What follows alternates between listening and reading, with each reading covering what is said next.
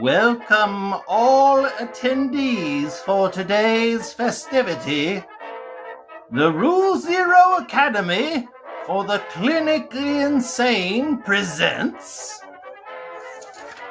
Top 10 Cards That Will Melt Your Brain. Without further ado, the ballots, please. All right, sorcerers, here we go. We have in these sacred ballots that have been gifted to me, from the gods of Sorcery World, or just the designers of the game. The top 10 cards, plus one extra honorable mention, that were designed to melt the brain inside of your head. And we're going to go ahead and talk about each one. And we're going to maybe discuss strategies you could use to make that happen. Whatever this mythical card wants to do. Place your bets as to what they might be below in the comments. Or if you have other cards that you don't see, place them below in the comments. Without further ado, let's go ahead and get into these nonsensical, beautiful, insane cards. Number 11, also known as Honorable Mention. Chaos Twister. I do not own this card. I own most of the cards on this list, but this is one I don't. And so we'll go ahead and read out what this card actually does. For 2 air threshold is an elite magic of orbital dexterity. Place target minion on the back of your hand. Then blow it off from a height of at least 1 foot. Deal damage equal to its power to each unit atop the site it lands on, including itself. So it's just a flavorful way to tornado your opponent's cards into the air and have them fall down like the cow and Twister and destroy everything in their path. But what I really think is funny about this card and why it's the honorable mention of the clinically insane cards list is because what it basically says is what I have written in this text box below. It is elite magic of salivary spite, spit on a card. When they say blow, that doesn't necessarily say that you can't add a little bit of spittle to it. So if you just don't like an opponent's card at all and you want to get rid of it, you can spit on it at the same time. Number 10. The ballot, please. Drum roll. We have Necronomiconcert. Necronomiconcert reads as follows. Each differently named undead and instrument nearby joins the band to play. Draw a spell for each. Now you would think, of course, I have my little skeleton token, so I can have a Necronomiconcert. I can redo Army of Darkness's scene where they play flutes and they march into battle. I don't know what join the band to play means as far as a term. I tried to look it up on Erik's Curiosa. Play has very distinct definition of it, and it is highlighted in the Curiosa link, but it says to play a spell, for instance, or to play a card. Join the band to play is a completely different meaning because we don't know what that means at all. Anyway, there are 44 differently named undead in the game of sorcery, if I counted correctly, including these little skeleton tokens. So I think the ultimate goal for Necronomiconcert is to get all 44 of them onto the battlefield or the realm at once and draw yourself into your own death. I think that would be my goal. So if anybody's done something similar, or tell me in the comments below, what is the maximum number of cards that you have drawn from this Necronomiconcert? Funnily enough, Erik's Curiosa did provide some cards that are kind of helpful in your journey towards that full 44 card draw, plus instruments, Handpipes of Panam are great with skeletons. Damage caused by nearby units is increased to 2, makes all these 3-power minions. And Drums of Doom. Damage dealt to nearby minions is lethal. So all of your skeletons now have basically lethal ability, and they can take out anything they want to. So this is a very fun adventure for a lot of new players, and that's why it's our number 10. It's kind of your entryway into Cards of the Clinically Insane. Number 9. We have Yog-Sothoth. I am a big fan of Yog-Sothoth from Lovecraftian mythos. In fact, the name of my TCG player store is House of Yog. And not only that, I used to have a podcast that I played a part as I did movie reviews. And my friend even bought me a t-shirt representing that long time ago, where I played Yog, a menacing cloud of bubbles who reviewed some of the world's worst films on the air. But now that we're in Sorcery World, we have Yog-Sothoth here. 7 mana, 4 water threshold, 10 power. A unique monster, transcends comprehension, occupies all locations safely, and is banished without 5 voids. See, these are empty spaces on the board. Ignores the abilities of sights. So Yog-Sothoth exists in all occupations safely, which means you think it's pretty cool, right? You think it's a positive, but it means that anything can attack Yog-Sothoth anywhere. So if you have more than 10 power worth of minions on the board, they can all jump in on the fight and take out Yog. But on the plus side, on the brain melting side, imagine just playing this down on your grid and you have to try and explain to someone that it's no longer just here, it is literally everywhere. Not even just everywhere on the surface, it also exists on the subsurface and the void and every zone that could possibly exist. This menacing cloud of bubbles, this thing of ancient knowledge, is just built to break the brain of a new player. And I think it's even included in a precon, if I'm not mistaken. Maybe I'll post that on the screen above. Without further ado, let's talk about our next entry into the top 10 clinically insane cards. We have Koschei's Egg. Gotta love this one. Koschei's Egg reads, for 7 mana, a unique relic in duck, in hair, in chest. Genesis, Avatar Bearer hides its soul in Koschei's Egg, becoming immune to death blows. After 3 of your turns, or if the egg leaves the realm, you lose. So this is referring to an actual thing. I had to look it up. Koschei, not always spelled this way, is a Russian folklore. So it is the turducken of lich kind. It basically has hidden its soul in a needle, in an egg, in a duck, in a hare, in a chest that is buried under a tree on a mythical island. How long does it take to get to the center of this Tootsie Pop? Well, 3 turns, apparently. That's how long it takes for the wonderful knight or whoever you are as an avatar in the realm to try and take out your opponent. Koschei's Egg just feels like a card that's rife for shenanigans. It's ready to be abused at some point in this game, and I can't wait to see it go off in a tournament of some sort. Next up, number 7 on our list is Postern Gate. Yes, that is correct. Postern Gate. A weird card that no one understands when they first start playing this game. Try to focus there. An elite sight of surprising angle of attack. Enters the realm under an opponent's control? Yes, that is correct. Postern Gate allows you to play a site, say like right here, but now this site is under your opponent's control. Why in the world would you ever want to do that? That means they get mana from this thing.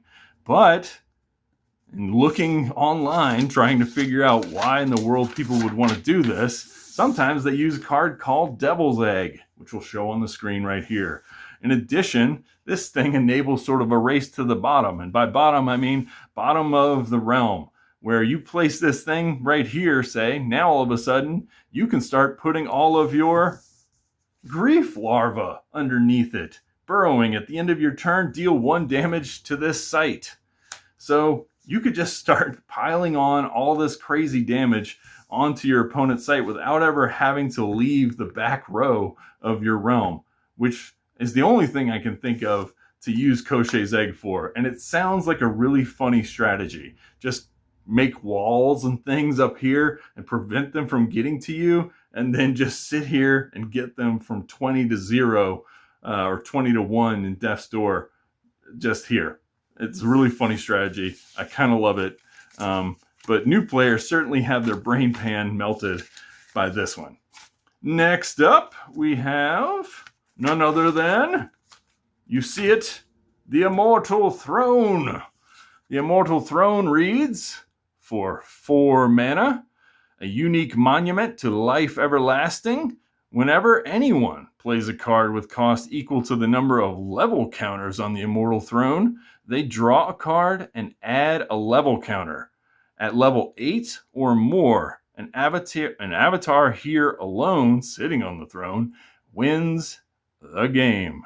Now, there is a podcast out there that a member of the podcast named Phil, he is the dedicated sort of magician / Immortal Throne player, and will stop at nothing before they get this working. So I'm going to go ahead and just recommend that you all listen to the Common Sense podcast.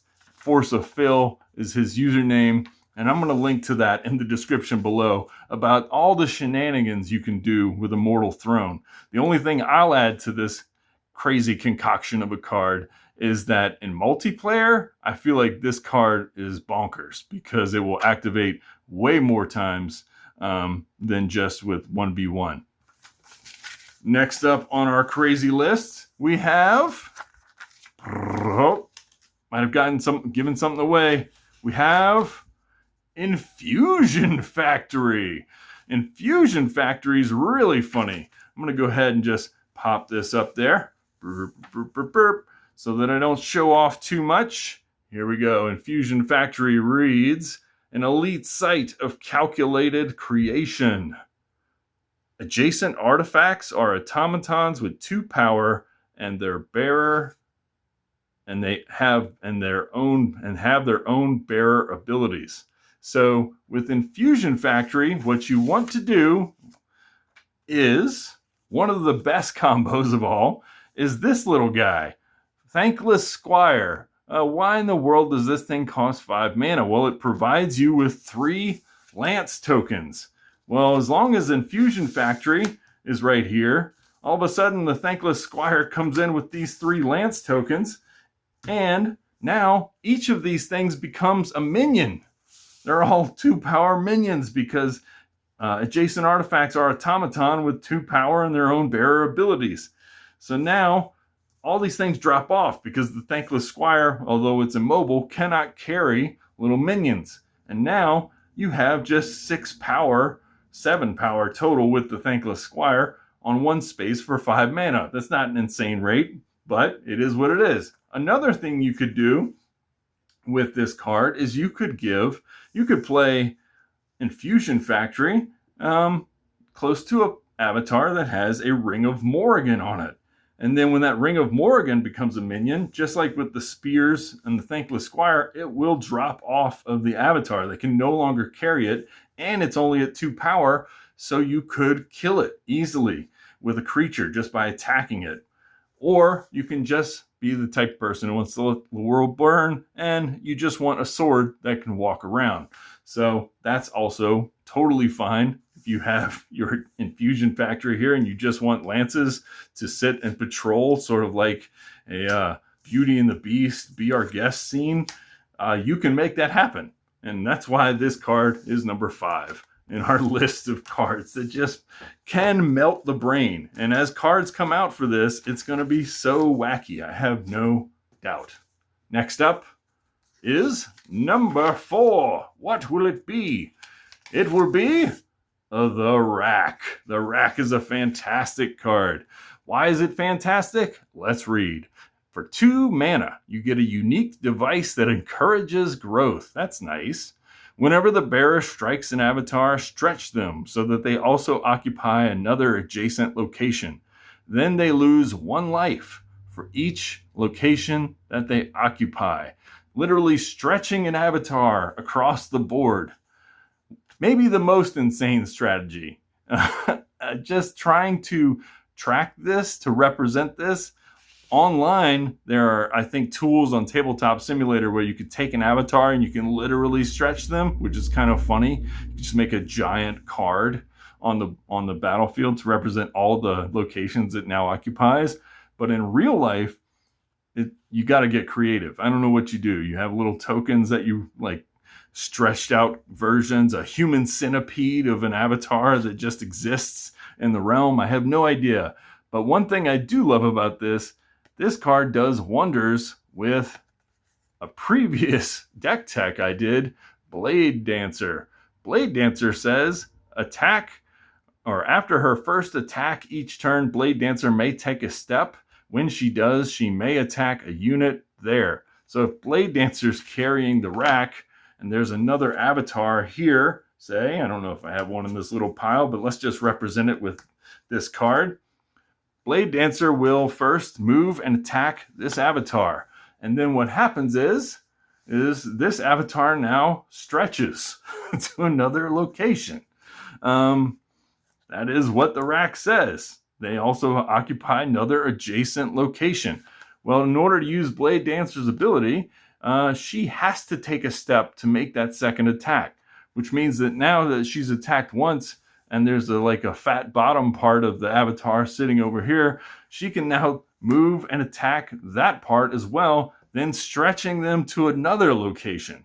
Eventually, after a turn or two of this, you have created a giant blob of an avatar that is just wreaking untold havoc upon the opponent. And for that, we give this number 4, the Rack, great respect. Here we go, towards the end, the top 3. In my opinion, your opinions may change. We have Kairos the Archivist. From the Dragon Lord special set, Kairos the Archivist costs 7 mana. Why do all these crazy cards cost 7 mana? Because they probably don't want you to play them. It has 3 power. A unique dragon automaton callback, turns back time. Genesis, archive the state of the realm. How you do that with Sketchpad or a photo or whatever you choose. Deathrite, return all archived cards to their recorded state, then banish Kairos. So basically you get to enact an old Star Trek episode on your opponents called Cause and Effect. My thought is that you take Kairos and you just have a card like a Doomsday Device or something, and you just go to blow up the realm, and then when Kairos dies, the Doomsday Device resets the whole board, and you just keep repeating that until your opponent goes insane. Now, obviously, they're going to try and play against this and prevent all of that from happening. But in a dream world, in the crazy world we live in, that's the only possible use I can think of for Kairos the Archivist. As much as I love the art and everything about it, just enacting some weird time loop just seems like the only possible reason for this card to exist yet. And when it gets broken, it's going to be one of the wildest days in all of Sorcery. Onward to number 2. We have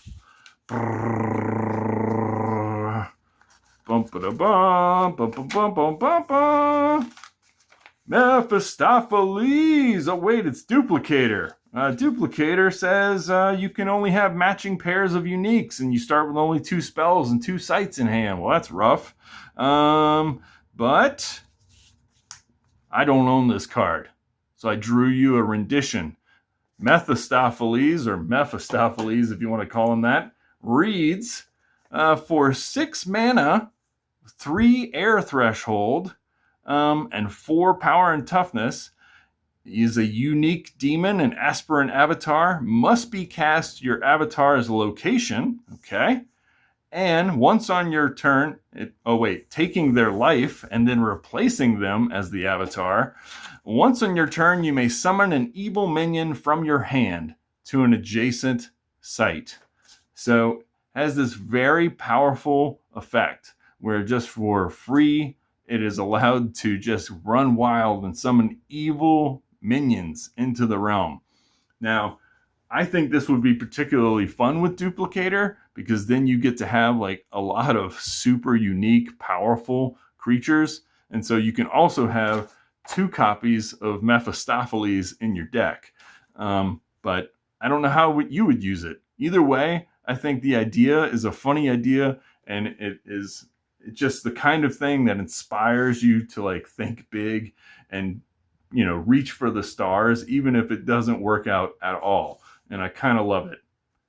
Let's go onward to our deck winner, our trophy winner, where they win this wonderful supervisor owl just sitting on top of them and preventing them from ever getting out into the world like a Pandora's box latchkey. We have number 1, the ultimate of ultimate cards. We have Chaos Wish, Wish, Wish, Wish. It is uniquely ridiculous. Ad infinitum. Brain exploding meme. So Chaos Wish, what it really says is for 6 mana, 2 air threshold, 2 water threshold, you have a unique magic of outrageous fortune, and you can cast a copy of a random spell for free, ignoring threshold. Then the next player may also copy Chaos Wish. So why is this card the number 1? I mean, other than the obvious reasons? Well, because it turns out there's some really insane interactions. In fact, if you go to Curiosa.io and you look up the FAQ for this card, you'll find out that you can actually cast infinite spells with this using another card called Kythera Mechanism that allows the randomness to no longer become random, and you can just choose any random outcome, casting Chaos Wish into infinity if you wanted to. Also, you and your opponent could choose to consistently cast this back and forth forever.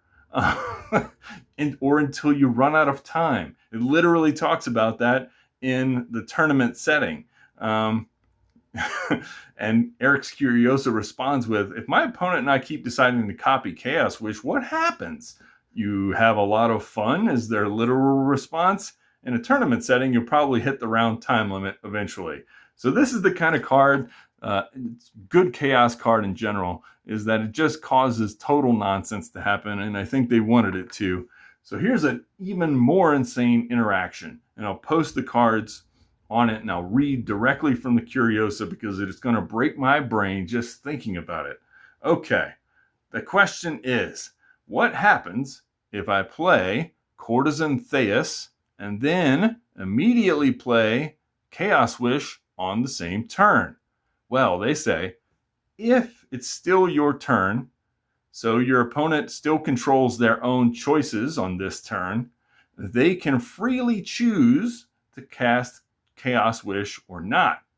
However, in this insane scenario we're about to concoct, on the other hand, if you cast Courtesan Theus first, boom, here, I'll put a picture of the card, even though I own it somewhere, I just don't have it with me.